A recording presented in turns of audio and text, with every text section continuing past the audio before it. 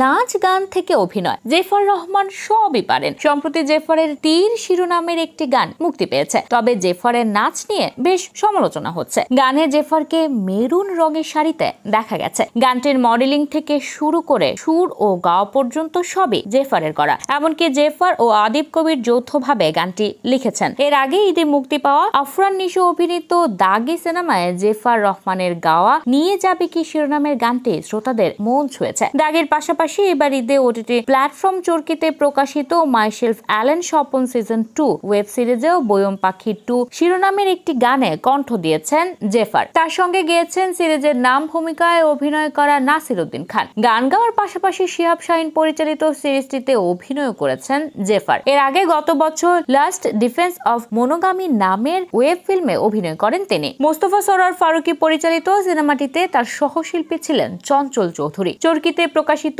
সিনেমাটিতে তার অভিনয় প্রশংসা কুড়ায়। অভিনয়, স্বকীয় গায়কী আর ফ্যাশন স্টেটমেন্ট দিয়ে জেফার সবার চেয়ে আলাদা। জেফারই বাংলাদেশের প্রথম ইউটিউব বেসড মিউজিশিয়ান। 2010 সাল থেকে বিখ্যাত সব ইংরেজি গান কভার করে শোরগোল ফেলে দেওয়া জেফার ধীরে ধীরে পৌঁছে গেছেন জনপ্রিয়তার শিখরে। মৌলিক ইংরেজি গান নিয়ে জেফারের একক অ্যালবাম রয়েছে। রক ও পপ ঘরানার ইংরেজি গান গাওয়ার জন্য জেফার পরিচিত হলেও একাধিক চলচ্চিত্রে বাংলা গানও গেয়েছেন। বাংলাদেশের পাশাপাশি ভারতেও ব্যাপক জনপ্রিয়তা পেয়েছেন ঝুমকা গানের মাধ্যমে। তার এই গানের রিল ভিডিও বানিয়েছেন টলিউডের বড় বড় সেলিব্রিটিরাও। যতই তুমি বাহানা করো না কেন গানের সুরে সুরে অনেকের মনে জায়গা করে নিয়েছেন জেফার। অথচ পেশাদার শিল্পীদের মতো কখনো গানে হাতেখড়ি হয়নি তার। গানের সাধারণ এক শ্রোতা ছিলেন তিনি। একদিন অবচেতন মনে একটি গান গেয়ে মোবাইলে রেকর্ড করে বন্ধুদের শোনান তিনি। তারা প্রশংসার পাশাপাশি গানে উৎসাহ দেন। তখন থেকেই নিজেকে গায়িকা ভাবতে শুরু করেন জেফার। ধীরে ধীরে গানের জগতে যুক্ত হয়ে পড়েন, যা পরবর্তীতে মূল পেশায় রূপান্তর হয়। শুরুর দিকে তিনি নিজেই মিউজিক ভিডিও বানিয়ে ইউটিউবে